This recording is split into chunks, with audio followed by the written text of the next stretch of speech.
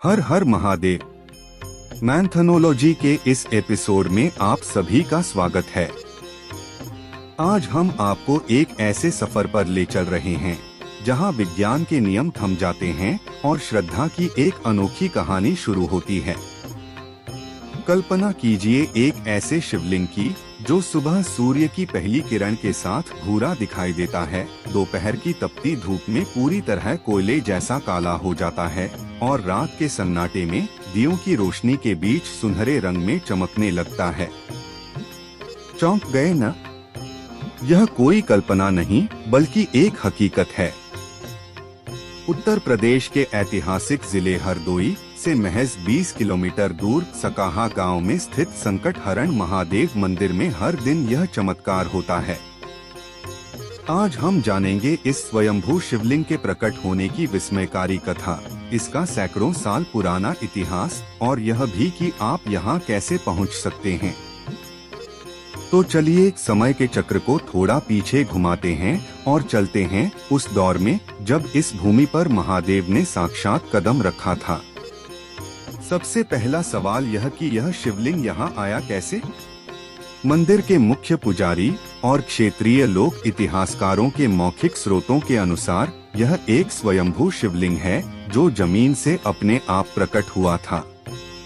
सदियों पहले यह इलाका एक घना जंगल हुआ करता था। जब चरवाहों ने देखा कि एक विशेष गाय हर दिन झाड़ियों के बीच एक निश्चित स्थान पर जाकर अपने थनों से दूध की धारा स्वतः गिरा देती है, तब कौतूहलवश उस स्थान की सफाई की गई। तब वहां जमीन के नीचे से पिरामिड के आकार का एक दिव्य शिवलिंग प्रकट हुआ। इस घटना की कोई निश्चित लिखित तारीख उपलब्ध नहीं है, लेकिन मंदिर की प्राचीनता का जिक्र भारत की जनगणना 1961, census of India 1961, fairs and festivals of Uttar Pradesh की रिपोर्ट में एक ऐतिहासिक धार्मिक केंद्र के रूप में मिलता है। अब बात करते हैं उन घटनाओं की जिनके लिखित संदर्भ और वर्ष हमारे पास मौजूद हैं। इस मंदिर के आधुनिक प्रांगण और इसके भव्य विस्तार का इतिहास मुख्य रूप से दो प्रमुख घटनाओं से जुड़ा है। पहली घटना ब्रिटिश काल के दौरान की है। एक संपन्न व्यवसायी लाला लाहौरीमल के बेटे को किसी मामले में फांसी की सजा सुनाई गई थी।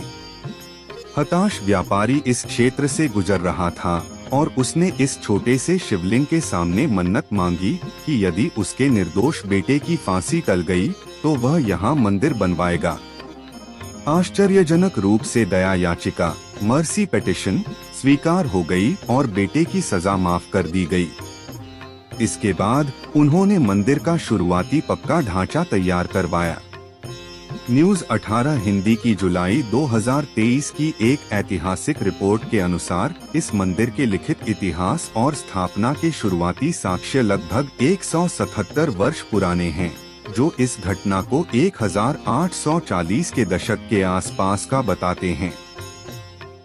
दूसरी घटना सन 1951 आजादी के ठीक बाद की है।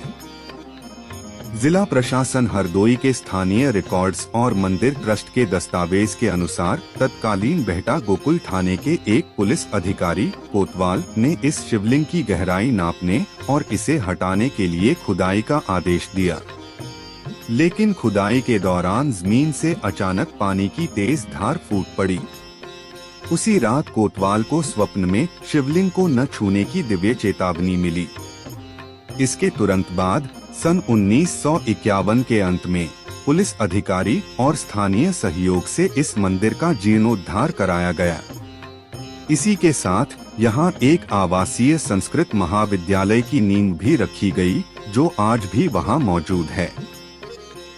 इस मंदिर की महत्ता का सबसे बड़ा प्रमाण इसका नाम संकटहरण है। स्थानीय लोगों और दूर दूर से आने वाले श्रद्धालुओं का अटूट विश्वास है कि यहाँ मांगी गई मन्नतें कभी खाली नहीं जाती। लेकिन इसके साथ एक और हैरान करने वाला दावा जुड़ा है। मंदिर के पुजारियों के अनुसार जब शुरुआती दौर में शिवलिंग को देखा गया था, तब इसका आकार बहुत छोटा था, जो समय के साथ लगातार बढ़ता जा रहा है। वैज्ञानिक और भूवैज्ञानिक अक्सर रंग बदलने की घटना को लाइट रिफ्रैक्शन, प्रकाश के अपवर्तन और पत्थर की खास बनावट से जोड़कर देखते हैं, लेकिन शिवलिंग का अंत न मिलना और इसका निरंतर बढ़ना आज भी शोध का विषय बना हुआ है।